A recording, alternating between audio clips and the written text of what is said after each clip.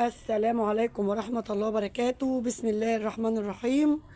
اللهم صل وسلم وبارك على سيدنا محمد وعلى آله وصحبه أجمعين. يا صباح الخير على أخواتنا وحبايبنا ومتابعينا جوه مصر وخارج مصر.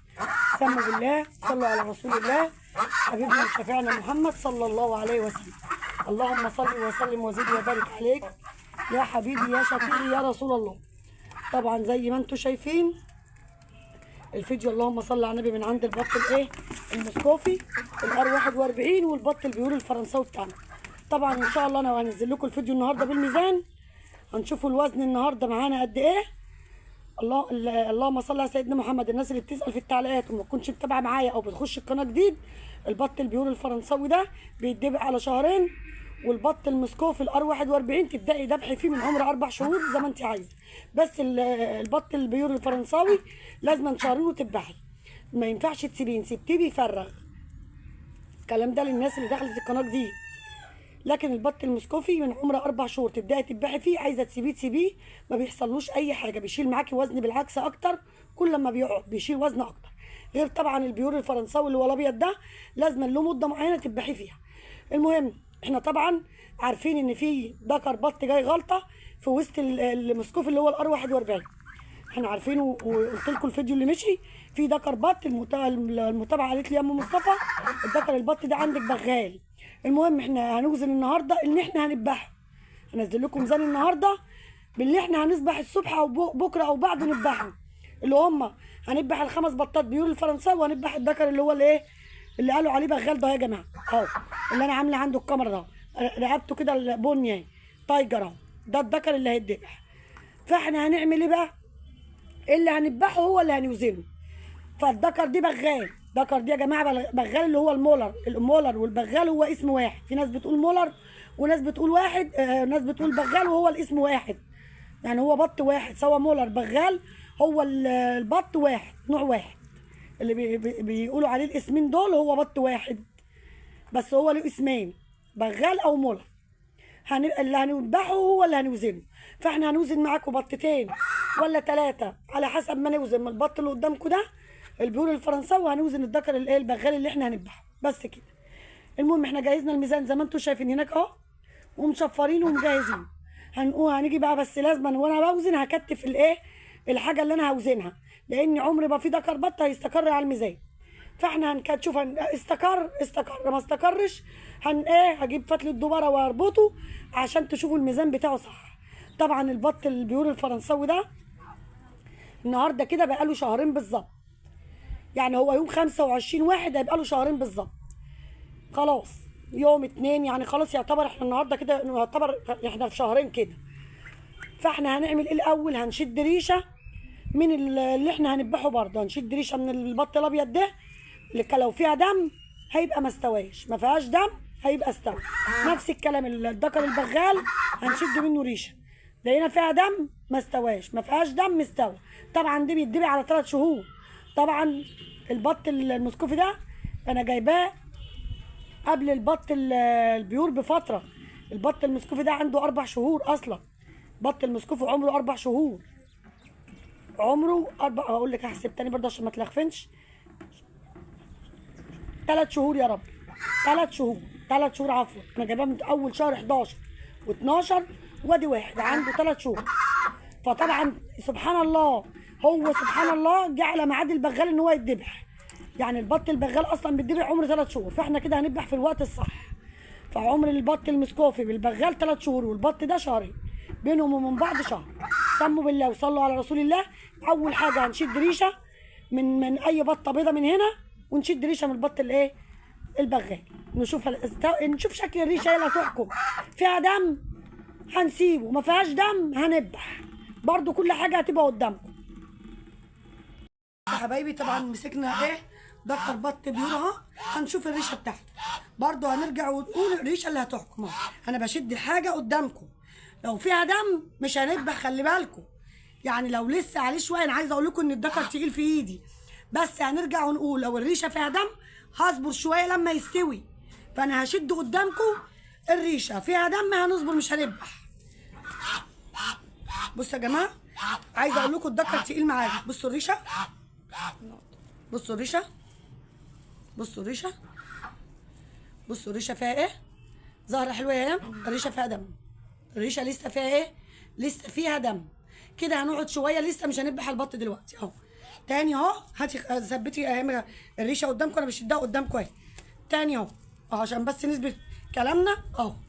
ادي تاني ريشه كمان شدتها، لسه فيها دم، لسه الريشه ما نشفتش. بس مننا ومسكنا البط هنوزن برضو نشوف الوزن معانا ايه.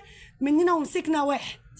طبعا الميزان مش شفر اهو، هنحط بقى على الميزان كده، لو زهقنا هنربط رجله، هو ونصيبه بقى. انا يا دوبك لفه جناحه بس كده. ربنا يهديك، اللهم صل عليك يا نبي. 4 كيلو. بصوا يا جماعه، 4 كيلو، 4 كيلو، 4 كيلو الا 5 جرام، يعني هو وزنه كده 4 كيلو. هنجيب حاجه كمان.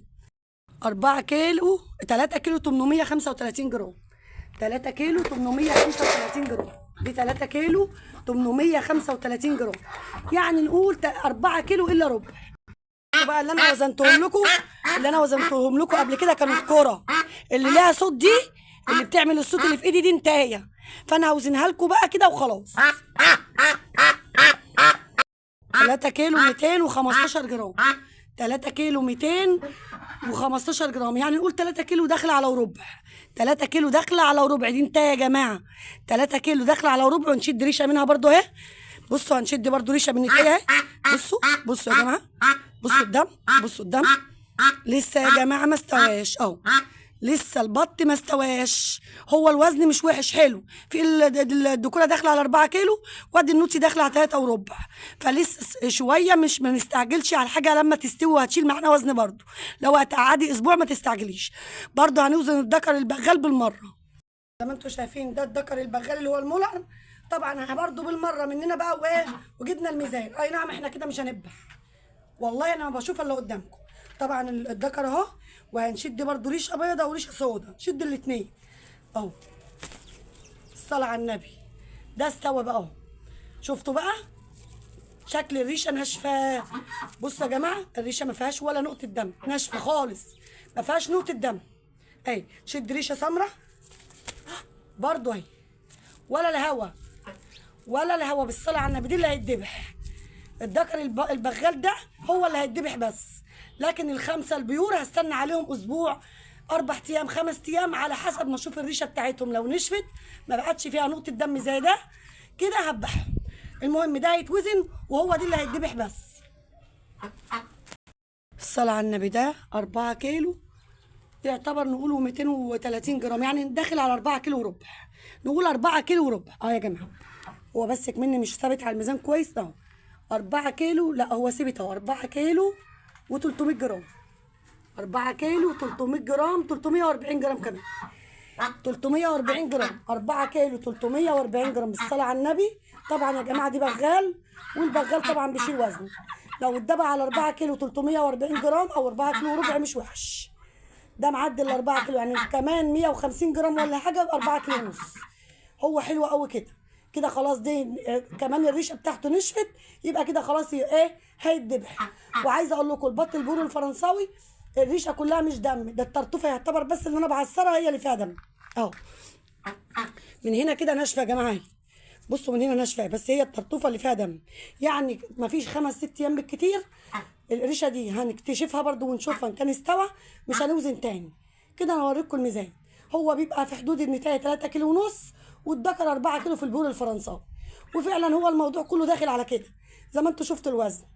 فاحنا بقى هنستنى اما الريشه تنشف شويه عشان يبقى اللحم جالس كده وناشف بتاعها، ما يبقاش اللحمه مهمط معانا لما نيجي نذبح. نيجي على نفسنا 5 ايام 6 ايام اسبوع بالكتير، مش مشكله يا جماعه، بس نذبح حاجه كويسه تبقى واخده حقها في التربيه. ما نستعجلش، مش هنقعد شهرين ونيجي على 5 6 ايام نقصر مع البط، لا نصبر شويه لما البط يستوي زياده عن كده. انتوا شفتوا، لكن دي الريشه ناشفه دي اللي هيتذبح اهو. دي ريسي على الميزان اهو، 4 كيلو 330 جرام، 4 كيلو 330 جرام، يعني لو سبت يومين كمان هيقفل 4 كيلو ونص. هو حلو كده، ما دام الريشه نشفت كده دي يتذبح خلاص كده ماشي. طبعا الميزان انا وريته لكم، هحل رجله بس لان ده انا ما عرفتش اكتف جناحاته، خفت لا يتكسر ورحت رابطه رجله. زي ما انتم شايفين غيرنا الميه بعد ما وزننا، وطبعا عملنا هلفه بسيطه كده لان فاضل ساعه على المغرب. عارفه يا دوبك كده يتعشوا بيها كده ويبيتوا. عملنا ايه؟ خلطه بسيطه اهي، شويه بساط على قد اكلهم، لان احنا زي ما قلت لكم يا جماعه ساعه المغرب يعني اخر النهار، مش عايزه اكتر عشان الدنيا هتليل وهيبيتوا ويسيبوا الاكل على السطح. وطبعا غيرنا الميه وايه وغسلنا البوله زي ما انتم شايفين اهو. بسم الله ما شاء الله البط بياكل اهو. ده الوزن بتاع بقى الايه البط بتاعنا، ودي الدكر ان شاء الله اللي انا هاخده اذبحه هو ده اللي هو ورا خالص، ده اللي انا هاخده اذبحه. حلو قوي، وزنه مش وحش يا جماعه. ما دام الريشه نشفت تذبحي وانت قلبك جاي، ما دام الريشه نشفت تذبحي وانت قلبك جاي. يعني اهم حاجه ما تذبحيش قبل الشهرين، لو بعد الشهرين باسبوع تذبحي. اهم حاجه الريشه اللي هتحكم على ان انت تذبحي او مش هتذبحي، الريشه اللي هتحكم ان انت تذبحي البط ده او ما تذبحوش. يعني انا لو كنت لقيت البط اللي هو ذكر البغال ده الريشه فيها نقطه دم، نقطه، لو نقطه ما كنتش اذبحه. لكن عايزه اقول لكم الريشه ناشفه خالص، جامده خالص، ما فيهاش نقطه دم. لكن الناس اللي بتستعجل وتذبح لازم تعملي التجربه دي الاول قبل الذبح. تشدي ريشه لقيتي فيها دم تستني، لقيتي الترتوفه حتى فيها نقطه دم برضو استني يومين ولا 3، ما تذبحيش على طول. لازم الاول يكون الريشه ناشفه. فانا كنت هاخدهم بكره اذبحهم كلهم ولا بعده كده انا وقفت. هو ذكر واحد كده اللي هيتذبح اللي هو البغال. ماشي يا جماعه، ادي الوزن بتاع البط. وزننا لكم الخمس ذكور بيور، وزننا لكم 3 ذكرين اللي جم في ايدي وبنتايه، والميزان بما يرضي الله، ووزننا لكم الذكر البغال. بس كده ماشي يا حبايبي. دي بقى الوزن بتاع البط. يا رب يكون قدمت لكم حاجه تستفادوا منها واكون عند حسن ظنكم. بالله عليكم اللي شاهد للفيديو حطوا لنا اللايك فضلا وليس امرا، ويبقى جزاكم الله كل خير. اشوفكم على خير واشوفكم في فيديو جديد، والسلام عليكم ورحمه الله وبركاته.